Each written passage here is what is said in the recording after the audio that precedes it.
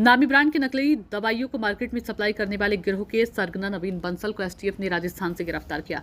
आपको बता दें कि नकली दवाइयों को तैयार कराकर विभिन्न राज्यों में विक्रय किए जाने को लेकर सक्रिय गिरोहों के खिलाफ कार्रवाई करना एसटीएफ के लिए भी चुनौती रहा है। उत्तराखंड एसटीएफ की ओर से इसके लिए लगातार प्रयास किए जाते रहे हैं। एसएसपी एसटीएफ नवनीत सिंह भुल्लर ने अपनी टीमों को नकली दवाइयों को बनाने वालों की कुंडली तैयार कर उनके खिलाफ कठोर कार्रवाई सुनिश्चित करने के निर्देश दिए। इसी क्रम में एसटीएफ ने पूर्व में एक अभियुक्त संतोष कुमार को थाना सेलाकुई देहरादून क्षेत्रों से गिरफ्तार किया गया था। मामले में प्रकरण की गंभीरता देखते हुए मामले की विवेचना एसटीएफ को स्थानांतरित किया गया। अब एसटीएफ में मास्टरमाइंड अक्षय, जिसका असली नाम नवीन बंसल है, उसको राजस्थान से गिरफ्तार किया गया है।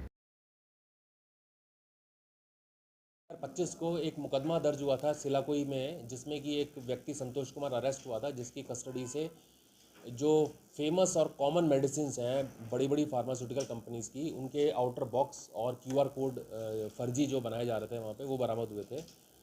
इसकी इम्पोर्टेंस को देखते हुए ये केस एसटीएफ को ट्रांसफ़र किया गया और इसमें दौरान विवेचना जो इसका मास्टरमाइंड है, मेन जो अक्षय नाम आ रहा था, उसको राजस्थान से अरेस्ट किया गया है और वास्तव में इसका नाम नवीन बंसल है, जो कि यहाँ पर आउटर बॉक्स और क्यूआर कोड प्रिंट कराता था और उसके बाद उसमें नकली दवाइयाँ पैक करके स्टॉकिस्ट के माध्यम से मार्केट में सप्लाई करता था। इस पर विगत में भी 2018 में दिल्ली क्राइम ब्रांच ने इसको जेल भेजा। नकली दवाइयों के प्रकरण में ही इसको अरेस्ट करा गया है और इससे पूछताछ में कुछ यूनिट्स का पता चला है जहाँ पे ये नकली दवाइयाँ बनाते थे। वहाँ पे हमारी रेड की कार्रवाई चल रही है और इसके अतिरिक्त इससे 2 पैन कार्ड भी मिले हैं। उस संबंध में इनकम टैक्स डिपार्टमेंट को सूचित कर दिया गया है और इसके जो और साथी हैं उनके खिलाफ भी हम कार्रवाई कर रहे हैं। सर इसके होते हैं, मैं थोड़ा सा डिटेल बता दूं आपको, टेक्निकल चीज़ बताइए। ठीक है, प्रिंट मीडिया के काम आएगी। इसमें देखिए ऐसा होता है कि मार्केट में दवाइयाँ 2 तरीके से आती हैं। ठीक है, जो केमिस्ट है, ड्रग शॉप है, दवाइयों की दुकान है, 2 तरीके से आती हैं। एक होते हैं जो कि कंपनी से सीधे इंडेंट होता है, कंपनी के जो गोडाउन्स होते हैं, कंपनी से सीधे इंडेंट होता है, कंपनी से दवाई आती है सीधे, नंबर 1। नंबर 2, लाइसेंस्ड स्टॉकिस्ट होते हैं।